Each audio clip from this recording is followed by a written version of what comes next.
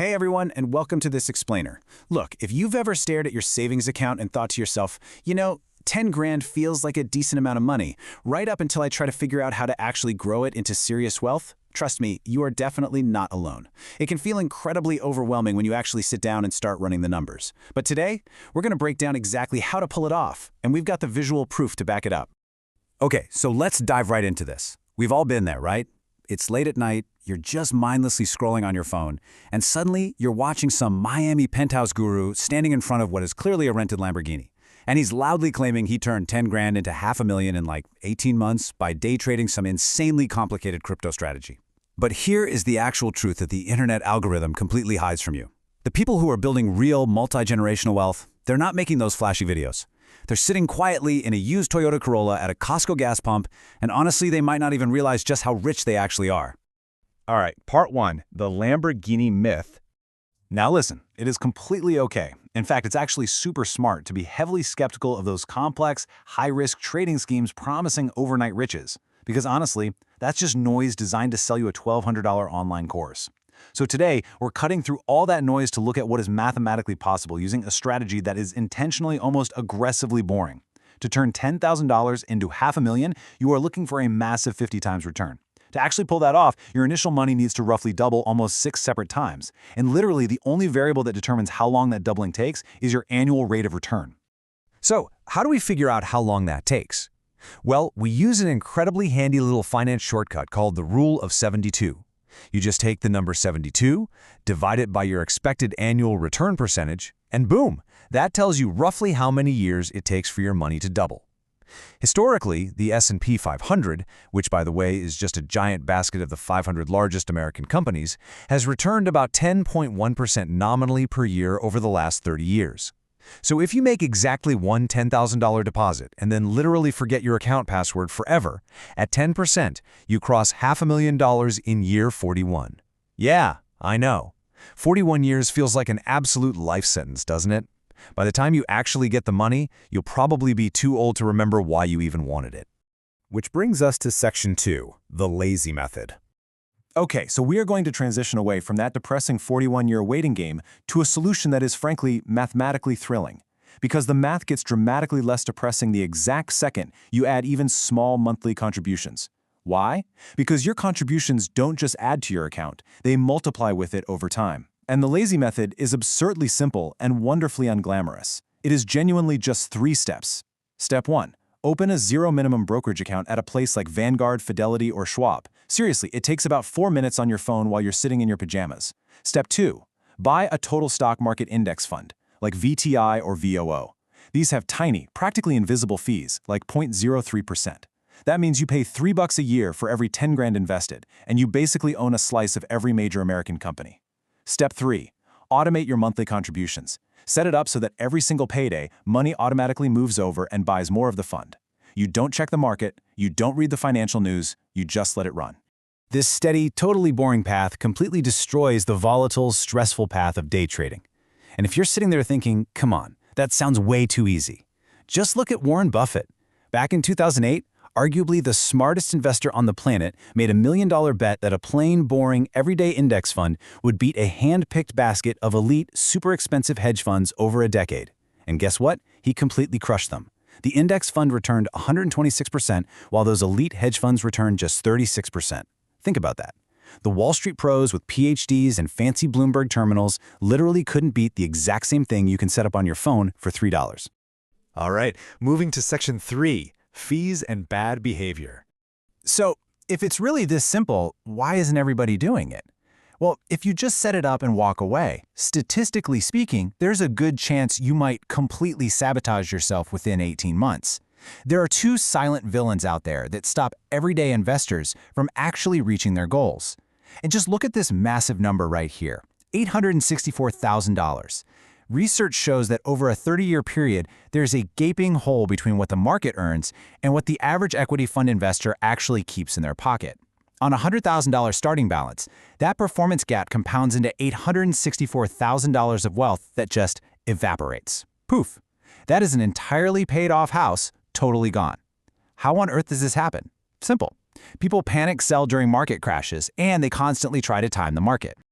Honestly, the statistics behind market timing are deeply uncomfortable, but we absolutely need to hear them. If you invested in the S&P 500 for 30 years and you missed just the 10 best trading days, your total returns are cut roughly in half. Miss the 30 best days, your returns plummet by 84%. And here's the absolute kicker. 76% of those best days happen right in the dead middle of a bear market, or at the very beginning of a new bull market. The absolute worst time to sell is when everyone around you is convinced the world is ending, because that is exactly when the most lucrative days usually happen. And that crucial point brings us to the second silent killer, fees. Let's compare two identical investors side by side. Both person A and person B start with $1 million and get a 7% return over 30 years. Person A pays a tiny 0.03% index fund fee. Person B, however, pays a 1% fee to a fancy financial advisor. Fast forward 30 years. Person A is sitting on $7.6 million, but person B, only $5.7 million. That tiny, seemingly harmless 1% fee quietly stole almost $2 million from person B's retirement. Think about it. You are essentially paying a wealth manager over $500,000 just to underperform a basic fund you could have bought yourself in 4 minutes. Okay, Section 4, the contribution multiplier. Let's shift gears and look at the single most powerful lever you actually control as an investor. Spoiler alert, it's not chasing a higher return. It is your consistent, automated monthly contributions. Let me tell you a quick story about someone we'll call Venus. She's a 28-year-old marketing coordinator living in Columbus, drives a Honda Civic, makes about $58K a year. She manages to scrape together 10 grand, puts it in an index fund, and automates a $400 monthly contribution. Now at year 5, she's sitting at $44,000, and she is incredibly frustrated because she still can't even buy a decent used car in cash. But she doesn't quit. She keeps going. By year 10, she crosses $112,000, and by year 30, she's sitting on $760,000 of pure generational wealth. And let's break down exactly why that happened. We really need to zoom in on what happened to Venus right at year 10, because this is the exact inflection point where the lazy method truly earns its name. In her 10th year, Venus contributed her usual $4,800 from her paychecks. But the market? Through the magic of compound interest, the market added $9,000 to her account all on its own. For the very first time, her money was actually doing more heavy financial lifting than she was. That is the exact moment where compounding clicks into overdrive. Now, I know some of you are looking at Venus's $400 a month right now, doing the mental math at 11 p.m. on a Tuesday, and thinking to yourselves, I don't have $400 extra a month. My rent just went up, I barely have $50. Look, I totally get it, and that feeling is incredibly real. But please don't let the system make you give up before you even start just because $50 doesn't feel like enough to matter. It matters. Even $50 a month at an 8% return becomes $74,000 over 30 years. The future version of you doesn't care if it was $50 or $500, they just care that you actually started when you did. And hey, what if you're a bit older and feeling like you totally missed the boat? Check out these two timelines. The lazy method works exactly the same way, it just lets you shift the variables around. A 25-year-old putting in $200 a month ends up at about $635,000 by retirement. But a 45-year-old? They can reach that exact same destination by contributing $1,000 a month. The younger person uses time, the older person uses cash flow. But the point is, you are absolutely not out of the game. You just have to get off the sidelines and start. And finally, Section 5, real wealth is boring. We seriously need to redefine what actual wealth looks like out in the real world, totally away from the glitz and fake glamour of social media algorithms. I want you to meet Ronald Reed. Ronald is basically the entire point of this explainer in human form. This guy was a gas station attendant in Vermont for 25 years, and then a JCPenney's janitor for 17 years.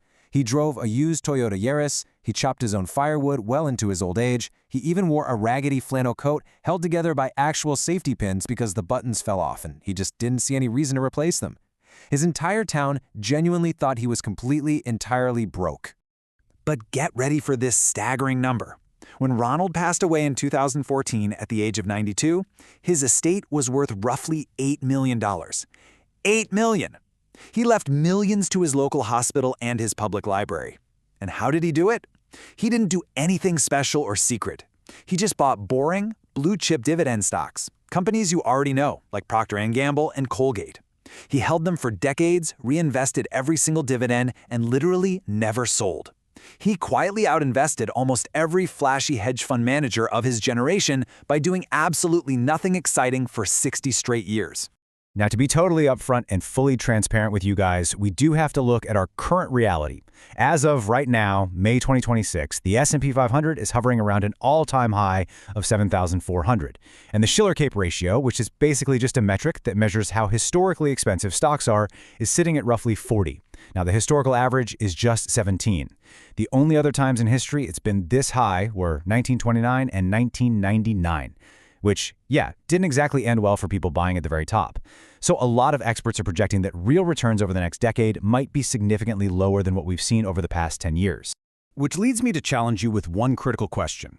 When the next crash happens, and at these valuations, guys, it absolutely will happen eventually, are you going to panic sell, or will you aggressively ignore it? Because if future returns are lower, your personal discipline is literally the only thing that matters. The lazy method demands that you keep buying right through the terrifying red parts of the market, because that is exactly when shares go on sale and real long-term wealth is permanently locked in.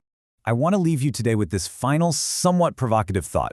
Real wealth was never the Lamborghini. It was the Yaris. Look, the financial system constantly rewards noise, complexity, and stress, because honestly, that is exactly how they justify charging you ridiculous fees.